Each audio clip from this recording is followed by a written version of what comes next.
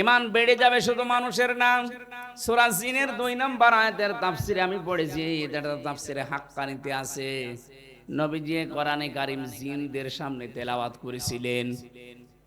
আল্লাহ পাক বলেন, ফাকালু ইন্না সামি'না কুরআনান আজাবা। জিনেরা কোরআন শুনেছে 2 বছর 5 বছর বয়স না, যাদের বছর 1000 বছর 1500 বছর বয়স, তারা তাওরাত শুনেছে, জাবুর শুনেছে, ইনজিল শুনেছে। ওই জিনেরা কোরআন শোনার পরে তারা বলছে আমরা এক আশ্চর্য কোরআন শুনলাম। এতটুকু জিনেরা বলেই শেষ করে দেয়নি, ইয়াহদি ইলার রুশদি ফাআমান্না বি ওয়ালান নুশরিকা বিরাব্বিনা আহাদা। জিনেরা বলে যে এমন কোরআন আমরা শুনেছি, কোরআন আমাদেরকে হেদায়েতের পথ বলে দিয়েছে, আমরা ঈমান আনলাম, এমন ঈমান এনেছি জীবনে কোনোদিন আল্লাহর সাথে আর শরীক করব না, আর শরীক করব না। এতটুকু না, গ্যারান্টি দিয়ে বলেছে ওয়ালাং তাজিদা, কখনো আমরা আর শরীক করব না।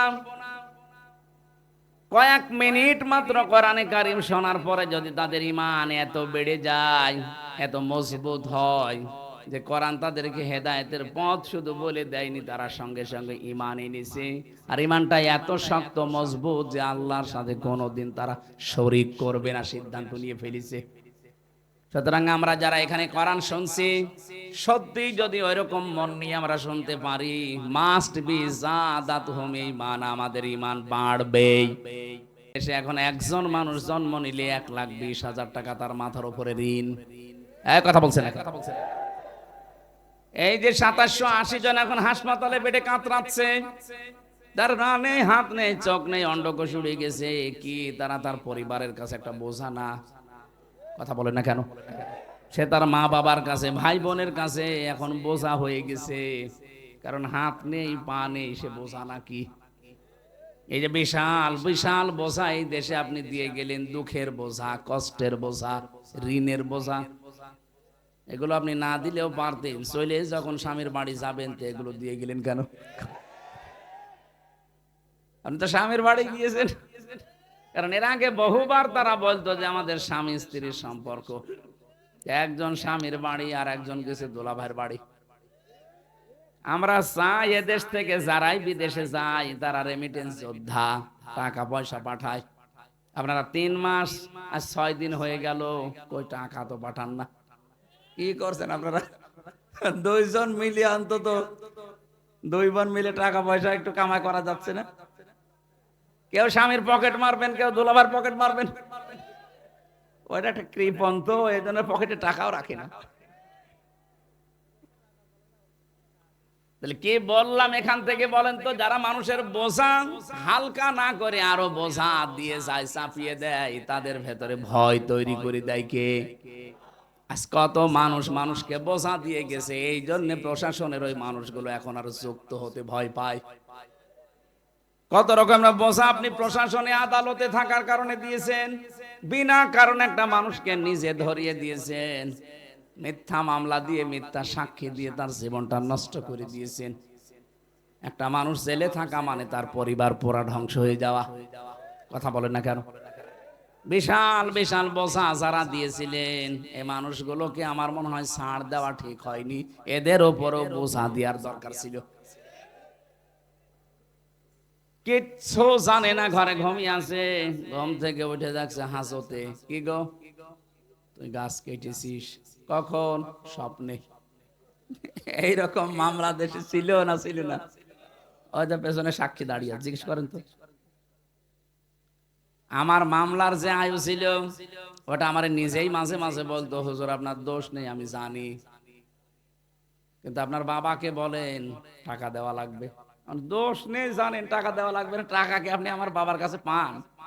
মনে হচ্ছে টাকা পায়, টাকা দেওয়া লাগবে।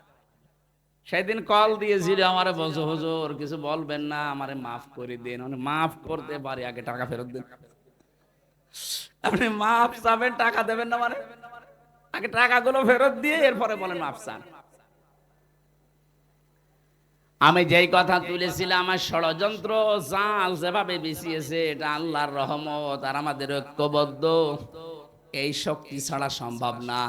আল্লাহ যেন তার রহমতের মাধ্যমে আমাদের শক্তি আরো বৃদ্ধি করে দেন।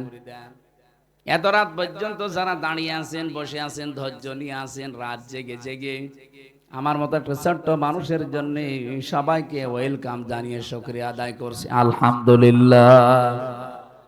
দরুদ আর সালাম পাঠ করার মাধ্যমে তেলাওয়াতকৃত আয়াত যেটা সূরা আনফাল 3 নাম্বার আয়াত,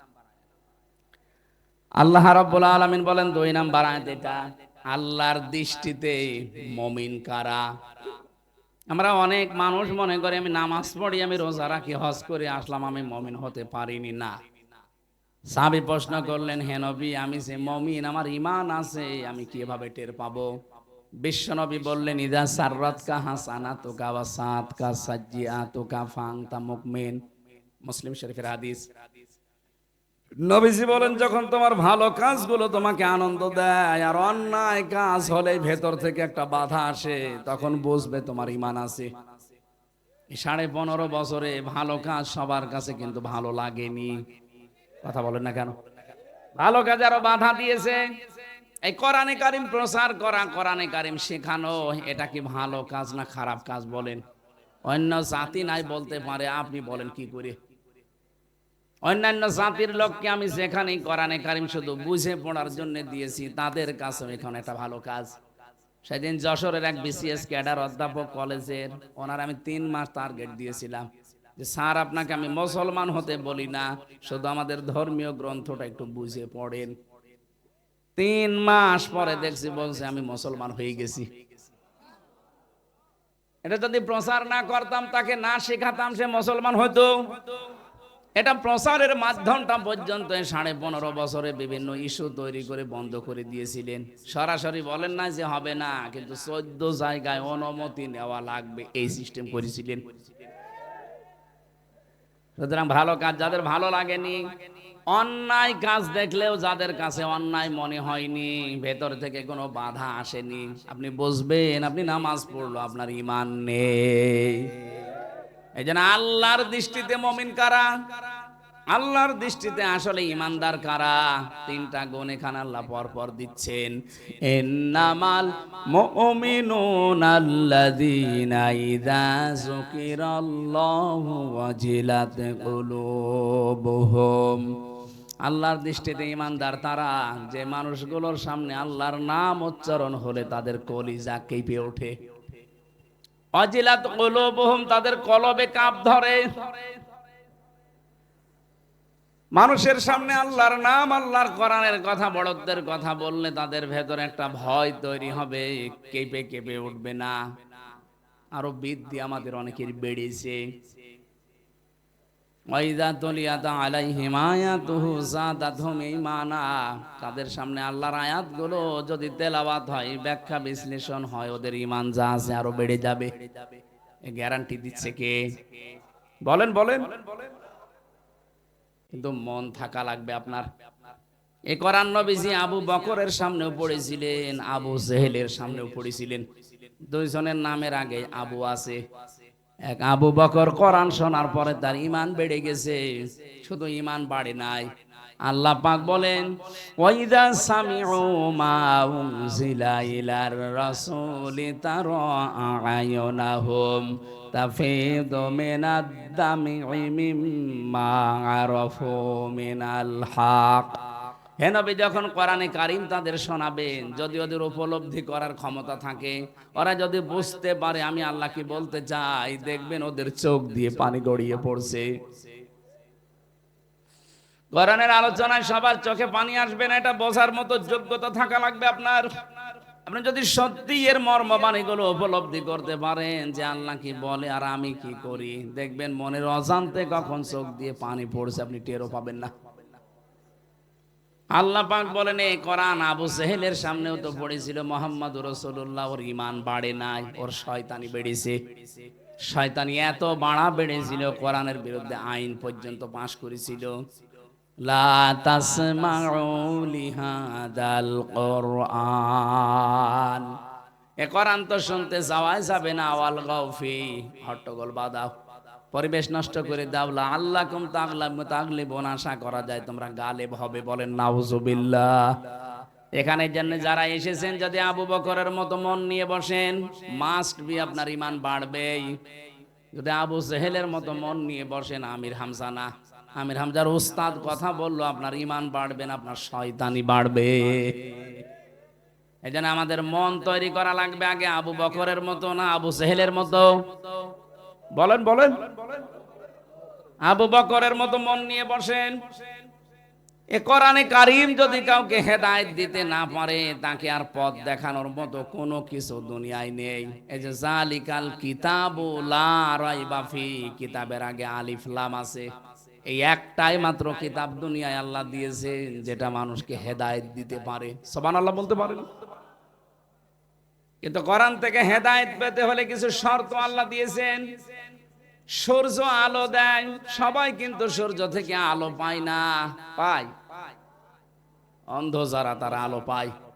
সূর্য তো ঠিকই আলো দিয়ে যাচ্ছে, কিন্তু অন্ধ আলো পাবে না। এ দোষ কি সূর্যের না ওর চোখের?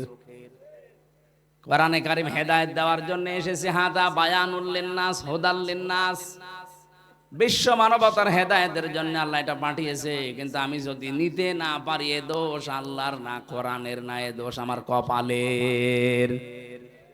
গিরিশচন্দ্র সেন বেটা হিন্দু মানুষ, কোরআন শরীফের শুধু বাংলা অর্থ লেখেন, ও তাফসিরও হালকা লিখেছে। এই লোকটা কোরআন পড়েছে বেশি আমাদের চাইতে, ও লিখেছে বেশি, ও বুঝেছে বেশি, কিন্তু হেদায়েত পায়নি, কারণ ওর মন ছিল না। আমাদের যদি সত্যিই মন না থাকে, সারা রাত ব্যাপী দেওয়া না, সারা জীবন ব্যাপী যদি আপনি আলোচনা দেন, জীবনেও আপনি হেদায়েত পাবেন। আপনি আগে মন তৈরি করেন। কথা বলেন না কেন? এই জন্য আমাদের মন আগে তৈরি করা লাগবে যে আমি আসলে কোরআন থেকে হেদায়েত নিতে চাই। আল্লাহ যদি জানাতে পারেন জাদাতুহুম ঈমানা, তোর ঈমান বাড়বেই, তাহলে আমার ঈমান বাড়ে না যখন বুঝতে হবে আমার কপালের দোষ, আল্লাহর দোষ না। আল্লাহ রাব্বুল আলামিন বলেন ওয়া আলা রাব্বিহিম ইয়াতাওয়াক্কালুন। এই যে জাদাতুহুম ঈমানা, এই আয়াতের ব্যাখ্যায় আমি পড়েছি, কেউ যদি তেলাওয়াত করে কারো সামনে, চারটা বিষয় সে যেন অনুধাবন করে নেয়। ওয়া ইযা তুলিয়াত আলাইহিম আয়াতুহু, তাদের সামনে যখন আল্লাহর আয়াত তেলাওয়াত করা হয়, তেলাওয়াত কি? পড়া। কোরআন শরীফের কোরআন পড়ার ব্যাপারে আমি তিনটা শব্দ পেয়েছি, কারা, রতালা, তালাওয়া। এই তিনটা শব্দের অর্থের ভেতরে আমি অভিধানে চারটা বিষয় পেয়েছি। এক নাম্বারে আপনাকে শুদ্ধ করে পড়া লাগবে, দুই নাম্বার এটা বুঝতে হবে, তিন নাম্বারে যতটুকু বুঝলেন এর উপরে প্র্যাকটিক্যাল লাইফ সেট করা লাগবে, চার নাম্বারে যা বুঝলেন এটা যেন মানুষ মানতে পারে সেই পরিবেশ তৈরি করে দেওয়া লাগবে। এই চারটা শর্ত মেনে যদি সত্যি আমরা পড়তে পারতাম, মান করাল কোরআনা, যে ব্যক্তি কোরআন পড়ে তার মানে চারটা শর্ত মেনে যারা পড়ে, ফাস্তাসাহারাহু, এবং কোরআনকে যারা ইজহার করে। এখানে ইজহার শব্দের ব্যাখ্যায় শুধুমাত্র প্রকাশ করা না, স্পষ্ট করা না, কোরআন ইজহার করা মানে কোরআন বিজয় করা। বিজয় করার অর্থ এর পরের দুইটা শব্দ থেকে আরো বেশি স্পষ্ট। নবীজি বলেন ফাহাল্লা হালালাহু ওয়া হাররামা হারামাহু আদখালাহুল্লাহুল জান্নাহ। কোরআন যদি দেশে, কোরআন যদি সমাজে বিজয়ী থাকে, তাহলে হালালকে হালাল মানা, হারামকে হারাম জেনে ছেড়ে দেওয়া সহজ হবে। আমাদের দেশে কোরআন বিজয়ী নেই, এই জন্য হারামকে হারাম জানার পরও আমরা ছেড়ে দিতে পারি না। এক কথা বলেন না কেন? হালালকে হালাল জানার পরও আমরা আঁকড়িয়ে ধরতে পারি না, কারণ এদেশে কোরআন বিজয়ী নেই। কোরআন বিজয়ী থাকলে আপনি হালালকে হালাল জেনে আঁকড়িয়ে ধরতে পারতেন, হারামকে হারাম জেনে ছেড়ে দিতে বাধ্য হতেন। কারণ যখনই কোরআন বলতো ওয়াস-সারিকু ওয়াস-সারিকাতু ফাকতাউ আইদিয়াহুমা, চোর চুরি করলে পুরুষ হোক নারী হোক, সাক্ষ্য প্রমাণে ধরা পড়লে হাত কেটে দাও। আমার মনে আয়াতটা যদি 53 বছর আগে বাংলার সংসদে কায়েম থাকতো, এদেশে বহু মানুষের হাত বুকে ঝুলতো। এটা নেই, এই জন্যই তো 36,000 কোটি টাকা চুরি করেছে দরবেশ। কত? 36,000 কোটি। এক জীবনে আপনি গণনা করে শেষ করতে পারবেন না। 7টা ব্যাংক থেকে এই লোকটা এতগুলো টাকা মারিং কাটিং করলো। ইসলামী ব্যাংক ধ্বংস করে দিয়েছে এই শয়তানরা। 75,000 কোটি টাকা এখান থেকে আত্মসাৎ করেছে। যদি চোরের আইনটা থাকতো এই দেশটা আর কিচ্ছু লাগতো না, শুধু একটা আইন থাকলে দেশটা জান্নাত হয়ে যেত। চুরি বন্ধ করে দেন, শুধু সঠিক ডিস্ট্রিবিউশন যেটা আছে, সঠিক বন্টন, এটা একটু চালু করেন, দেশে কারো কাছে হাত পাতা লাগবে না। বিশ্বের বহু দেশ এখন মুখিয়ে আছে আমাদেরকে দেওয়ার জন্য। পাকিস্তান থেকে আসতেছে, তুরস্ক থেকে আসতেছে, চীন থেকে আসতেছে, আসতেই থাকবে। আহ্বান জানাচ্ছে, এটা রেকর্ড হচ্ছে, কালকে সারা দেশে যাবে। এই সমস্ত দেশে ভারত ছাড়া যদি মধ্য এশিয়ার এই সমস্ত সব দেশ চলতে পারে, আমরা বাংলাদেশ কেন চলতে পারবো না? আমাদের আগের বন্ধু যারা যারা আছে তাদের দিকে একটু ঝোঁকা লাগবে আমাদের। মুশরিকদের ভেতরে সবচাইতে বেশি ভয় মরণের। ওয়ালা তাজিদান্না আহরাসান নাসি আলা হায়াতিউ ওয়া মিনাল্লাযিনা আশরাকু। ওরা সবচাইতে বেশি ভয় পায় মরণকে। ওদেরকে, হে নবী, আপনি যদি বলেন যে 1000 বছর তোমাদের হায়াত, ওরা বলবে আলহামদুলিল্লাহ, আরো বেশি বাঁচতে চাই। তার মানে সবচাইতে বেশি ভয় ওদের মরণের। যখনই আপনি ওদের মরণের পথ তৈরি করে দেবেন, এমনিতেই মাথা নত করে বলবে বাবা আমারে মাফ করো। সে তো পাকিস্তান থেকে একটু চিনি এসেছে তাই মাথা খারাপ হয়ে গেছে। এই কথা বলে না কেন? ওরা আমাদের পাকিস্তান থেকে আলাদা করেছে এই জন্য নাকি ওরা আমাদের বন্ধু। 7 সিস্টারের মাধ্যমে ওদেরকে আমরা 7 ভাগ করে দিচ্ছি। ওরা আমাদের 1 ভাগ করে যদি বন্ধু হয়, আমরা 7 ভাগ করে দিচ্ছি, আমরা বড় বন্ধু না? ডক্টর ইউনূস একটু টাচ দিয়েছিল, এই ভয়ে ওদের ঘুম হারাম হয়ে গেছে। এজন্য মুশরিকদের সবচাইতে বড় ভয় ওদের জীবনের উপরে, আর আমাদের সবচাইতে আশা আমাদের জান্নাতের উপরে। যত তাড়াতাড়ি যেতে পারবো তত তাড়াতাড়ি আল্লাহর বাগান রেডি। কথা বলেন ঠিক কিনা? ওরা যত তাড়াতাড়ি যাবে ওদের জন্য আগুন রেডি। এজন্য মরতে চায় না। আমি আশা করব এখান থেকে আশপাশের এই দেশগুলো সব যদি ওদের ছাড়া চলতে পারে, আমরা অবশ্যই পারবো, যদি আমাদের ঐক্যবদ্ধ এবং ঈমান তৈরি হয়। অমাং দাখালাহু কানা আমিনা। কাবা শরীফের উদাহরণ দিয়ে আল্লাহ জানিয়েছেন, কাবায় প্রবেশ করলে নিরাপত্তা দেয় কে? আরো জোরে বলেন। বাংলাদেশ কি কাবা শরীফ? বলেন। 6000 কিলোমিটার দূর আমাদের দেশ থেকে কাবা। আমাদের এই 56,000 বর্গ মাইল, তাহলে নিরাপত্তার চাদরে কাবার মতো ঢেকে রাখা লাগবে না? এ দেশটা যে কাবার মতো নিরাপত্তা দিতে চান, আল্লাহ কোরআনে সূরা আনআমের 82 নাম্বার আয়াতটা দিয়েছেন আমাদেরকে। আল্লাযীনা আমানু ওয়া লাম ইয়ালবিসু ঈমানাহুম বিযুলমিন উলাইকা লাহুমুল আমন, ইলা আখিরি আয়া।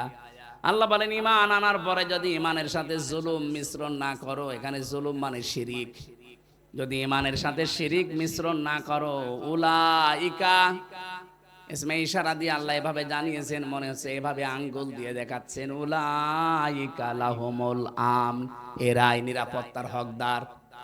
সুতরাং আমরা আল্লাহর পক্ষ থেকে যদি নিরাপত্তা, নিরাপদ দেশ উপহার পেতে চাই, বহির্বিশ্বের যত ষড়যন্ত্র থেকে যদি সত্যিই মুক্তি পেতে চাই, মাস্ট বি আমাদের যাদের ঈমান আছে শিরিক মুক্ত করা লাগবে। সূক্ষ্ম অনেকগুলো শিরিকে দেশে চলছে। তার মানে 1 নম্বরে বহু মুসলমান জেনে হোক না জেনে হোক করে ক্ষমতার উৎস কে? বলেন বলেন। কত মানুষ এখন এই দেশে নামাজ পড়ে, রোজা রাখে, বলে না ক্ষমতার উৎস জনগণ। এটা শিরিক। কারণ আল্লাহ যেটা পারে ওইটা অন্য কেউ পারে, এই বিশ্বাস করার নাম। বলেন বলেন। ক্ষমতায় দিতে পারে কে? জনগণ পারে। তাহলে এই বিশ্বাস যারা করছেন, সে যেই হোক, আপনি কিন্তু শিরিক করছেন। আর শিরিক করলে আপনি মুশরিক। মুশরিকের নিরাপত্তার দায়িত্ব আল্লাহর নেই। আল্লাহর দায়িত্ব হচ্ছে যদি ঈমান আনার পরে আপনি শিরিক মুক্ত জীবন গঠন করতে পারেন, তাহলে। আমি আশা করি আমার কথার অর্থ বোঝাতে পেরেছি। এই দেশ এখন সারা বিশ্বের মুশরিক এবং ইহুদিদের চক্রান্ত থেকে যদি নিরাপদ করতে চান, যতটুকু যার ঈমান আছে মাস্ট বি শিরিক মুক্ত করা লাগবে। ওয়ালা তাহিনু ওয়ালা তাহজানু ওয়া আনতুমুল আ'লাউনা ইন কুনতুম মুমিনিন। কোনো ভয় নেই, কোনো চিন্তা নেই, তোমরাই বিজয় হবে যদি মুমিন হতে পারো। বিজয় দেওয়ার মালিক কে? মুমিন হওয়ার মালিক বলছে, মুমিন হওয়ার মালিক আল্লাহ। মুমিন আল্লাহ মুমিন হবে? আল্লাহ তো মুমিন আছে, আল্লাহ মুমিন না? আমরা আব্দুল মুমিন, আল্লাহ কি? আমরা এই জন্য ডাক দেই ইয়া মুমিনু। এখন মুমিন হওয়ার দায়িত্ব আল্লাহর না, মুমিন হওয়ার দায়িত্ব কার? আমাদের। আমরা যদি সত্যি ওই মুমিনের উপরে বিশ্বাস করে মুমিন হতে পারি, আল্লাহ আমাদেরকে দুইটা জিনিস দেবেন। অবশ্যই আল্লাহ আমাদেরকে পৃথিবীতে কোনো ভয়, কোনো চিন্তা, এগুলো সব দূর করে দিয়ে পৃথিবীর যেটা দেওয়া দরকার ওটা আমাদের হাতে তুলে দেবেন। এজন্য আমাদের উচিত আমরা সেই জায়গা থেকে আসি, প্রত্যেকের জায়গা থেকে আমরা চেষ্টা চালাবো জনগণকে শিরিক এবং বেদাত থেকে মুক্ত করার। আপনাদের এই অনুষ্ঠানটা আমার মনে হয় আগামী বছর থেকে সিস্টেম বাদ দেওয়া দরকার। এত রাত পর্যন্ত যে সারা রাত এখন ঘুম কামাই, এ সারা দিন ঘুমালেও যে উঠবে না। আগামী থেকে আল্লামা সাইদি সাহেবের মতো ওই যে পাবনা দারুল আমান ট্রাস্টে হয় না, রাত 9:30 10টায় মাহফিল শেষ হয়ে যায়। অনেকে বলে হুজুর মানুষ আসে না, মানুষ আসে না মানে বাপ আসবে মানুষ। আপনি শুধু লিখে দেবেন পোস্টারের নিচে যে মাগরিব থেকে রাত 9টা পর্যন্ত মাহফিল শেষ। সাইদি সাহেব মানুষ ছিল, ওনার মাহফিলে যদি মানুষ আসতে পারতে আমাদের আসবে না কেন? আমরা নিয়মই বানিয়ে ফেলেছি প্রধান বক্তা রাত 12টায়। এটা করলে যে এখন তাহাজ্জুদের নামাজ, ফজরের নামাজ, সকালে কর্মজীবন আছে, কি করবেন বলেন তো? এই নিয়মটা পাল্টাতে হবে। আগামী থেকে এসব করবেন না। আপনি 9টা 10টার ভেতরে অন্তত অনুষ্ঠান ক্লোজ করে দেবেন, মানুষ বাড়ি যেয়ে ঘুমাতে পারে। এজন্য আমাদের ইমানের ভেতরে যেন শিরিক না থাকে। আমি আবার বলছি এক কথাই, আল্লাহ যেটা পারে ওইটা অন্য কেউ পারে, বিশ্বাস করার নাম কি? শিরিক যারা করে তারা বলেন বলেন মুশরিক। আমরা যেন মুশরিক হয়ে কবরে না যাই। এদিকেও দুনিয়া পেলাম না, ওদিকেও আখিরাত নষ্ট হয়ে যাচ্ছে। আমরা শিরিক থেকে মুক্ত হব ইনশাআল্লাহ। তাহলে এই জমিনটা আল্লাহ নিরাপত্তার চাদর দিয়ে কাবার মতো ঢেকে দেবেন। এখানেও চুরি হবে না, ডাকাতি হবে না, ছিনতাই হবে না। কাবার চত্বরে যেমন ছিনতাই নেই, ছিনতাই আছে, ডাকাতি আছে। এই 56,000 বর্গ মাইল আল্লাহ ওইভাবে বানিয়ে দেবে। ওনার ইবাদতটা একনিষ্ঠ ভাবে শিরিক মুক্ত, বেদাত মুক্ত যদি আমরা করতে পারি, ফালিয়াবুদু রাব্ব হাযাল বাইত আল্লাযী আত'আমাহুম মিন জু' ওয়া আমানাহুম মিন খাউফ। খাবারের যে চিন্তা, ভয়ের যে টেনশন, এগুলো আল্লাহ সব দূর করে দেবে। কারণ গ্যারান্টি উনি নিচ্ছেন, উনি দায়িত্ব নিচ্ছেন। বিশ্বের এমন এমন জায়গা থেকে আল্লাহ আমাদের জীবন উপকরণ, খাবারের ব্যবস্থা নিয়ে আসবে। ধারণাও ছিল না যে পাকিস্তান আমাদের চিনি দেবে। এতদিন পর্যন্ত যে শত্রুতা ওনাদের সাথে আমাদের, অথচ চিনি পাঠাচ্ছে। এক কথা বলছেন এখানে। আমাদের ইমান যদি সত্যি ওই বরাবর চলে যায়, শুধু পাকিস্তান না, নেপাল থেকে জিনিস আসবে, ভুটান থেকে আসবে, আর যে সমস্ত দেশগুলো আমাদের দেখতেই পারতো না। সৌদি আরব আজকে ঘোষণা দিয়েছে বাংলাদেশের পরিস্থিতি যাই হোক, এই মুসলমানদের পাশে আমরা আছি। আল্লাহ রাব্বুল আলামিন ওদের মনের ভেতরে ঈমান যদি কারো নাও থাকে, বিবেক আছে, ওই বিবেকটা নাড়া দিয়ে দেবে। এটা সূরা নাহালের 112 নম্বর আয়াতের ব্যাখ্যায় পাবেন। যেহেতু অনেক রাত হয়ে গেছে আর আমারও চলে যাওয়া লাগবে, সে দিনের বেলায় নওগাঁ, জন্য শেষ করে দিচ্ছি খুব তাড়াতাড়ি। আল্লাহর দৃষ্টিতে যদি সত্যি ঈমানদার হতে চাই, কোরআনের আয়াত শুনলে, ব্যাখ্যা শুনলে ঈমান আপনাদের বাড়বে। ওয়ালা রাব্বিহিম ইয়াতাওয়াক্কালুন। বাড়ি যাওয়ার আগে ভরসা করবেন কার প্রতি? তাওয়াক্কুল নিয়ে বাংলাদেশে একটা ভেজাল আছে। আমরা মনে করি আল্লাহ যা করবে তাই। ঠিক আছে, আল্লাহ যা করবে তাই, কিন্তু আগে কাজকর্ম আপনি পুরাটা কমপ্লিট করে ভরসা করবেন আল্লাহর উপরে। ফাইদা আযামতা ফাতাওয়াক্কাল আলাল্লাহ। কাজকর্ম করার পরে সিদ্ধান্ত দেবেন কার উপরে? আপনি কাজই করেননি। মুহাম্মদুর রাসূলুল্লাহর তাওয়াক্কুল লক্ষ্য করুন। এই একটু বসেন ভাই। বিশ্বনবীর তাওয়াক্কুল ছিল যেদিন তিনি হিজরত করবেন, তিনি যদি একবারেই চলে যেতেন তো হয়ে যেত না। আগে আবু বকরকে জানিয়ে রেখেছিলেন যে আমরা হিজরত করতে পারি। শুধু এতটুকুই করেননি, হিজরত করার রাতে হযরতে আবু বকরকে নিয়ে তিনি উল্টা পথে গিয়ে গারে সরে অবস্থান নিয়ে 3 দিন ছিলেন। আগে থেকে 2 জনকে ঠিক করেছিলেন আবু বকর, নিজের সন্তান আব্দুল্লাহকে আর নিজের বাড়ির কাছের মানুষকে। ছোট মানুষ বিভিন্ন দোকানে দোকানে ঘুরতো দিনের বেলায়, মক্কায় কি কি সংবাদ আছে ওটারা পৌঁছিয়ে দিত। যেহেতু পায়ের ছাপ পর্যন্ত কাফেররা বুঝে ফেলে, এজন্য ওই যে আর একজনকে ঠিক করা ছিল, যেটা রাখাল, ওকে আবু বকর বলেছিল তুমি কাজ করবে, আমার আব্দুল্লাহ চলে যাওয়ার পরে ওই জায়গায় ছাগলের পাল লাগিয়ে দিবা যেন তার পায়ের ছাপ নষ্ট হয়ে যায়। আপনি কৌশলগুলো অবলম্বন করেন, যত কাজ করা দরকার সবগুলো কমপ্লিট করার পরে যদি ভরসা করে থাকেন আল্লাহর প্রতি, এইটা ঠিক আছে। কিছুই না করে যা করে আল্লাহ না, এর নাম তাওয়াক্কুল না। সাহাবী বললেন, হে নবী, আমার উট কি দড়ি দিয়ে গাছের সাথে শক্ত করে বেঁধে তার উপরে ভরসা করব আল্লাহর উপরে, নাকি উট ছেড়ে দিয়ে? নবীজি বললেন, না, আগে উট শক্ত করে খেজুর গাছের সাথে বেঁধে রাখো, এরপরে ভরসা করো আল্লাহর উপরে। আমরা এই তাওয়াক্কুল করব, যে যেখানে যেই জায়গায় আছি ওই জায়গাগুলো আগে কাজের দ্বারা, যোগ্যতার দ্বারা ওই জায়গাগুলো কমপ্লিট করার পরে ভরসা করা লাগবে কার উপরে? সত্যিকারের ইমানদারের। এখনো আরো গুণ আছে, আমি আজকের মতো আর পারছি না, আমার গলা ব্যথা করছে। আগামীতে কোনো জায়গায় আসলে কথা বলবো ইনশাল্লাহ। পাবনা দারুল আমান ট্রাস্টে আছে 21 তারিখে, ওখানে এশার পরে উঠবো, এশার পরেই উঠে যতক্ষণ পারি চালাবো, ওই জায়গায় যাবেন। ওই দিন একটা মাহফিল আছে, তো সমস্যা নেই। 21শে জানুয়ারি কথা বলবো আজকে। শুধু আমার এই বিশ্ববিদ্যালয়ের স্যারের কারণে এখানে আসা, না তো আমি আজকে বাড়ি চলে যেতাম। আমি স্যারকে যদি কথা বলার থাকে কারো, একটু বলার পরে মোনাজাতের মাধ্যমে চলে যাব। ভাই অনেক রাত হয়ে গেছে, এখন বাজে 5টা বেজে গেছে, এখনই আজান হবে। আল্লাহুম্মা আমিন। লা ইলাহা ইল্লা আনতা সুবহানাকা ইন্নী কুনতু মিনাজ জালিমিন। মোনাজাতটা বসে করেন, যারা এসেছেন, আমি মুসাফির মানুষ, মোনাজাতটা বসে করেন। রব্বানা যালামনা আনফুসানা ওয়া ইল্লাম তাগফির লানা ওয়া তারহামনা লানাকুনান্না মিনাল খাসিরিন। রব্বুল আলামিন, সারা জীবন অপরাধ করে জীবনটা নষ্ট করে ফেলেছি। হাত ওঠায় কথা বলবো ভয় করে, লজ্জা করে।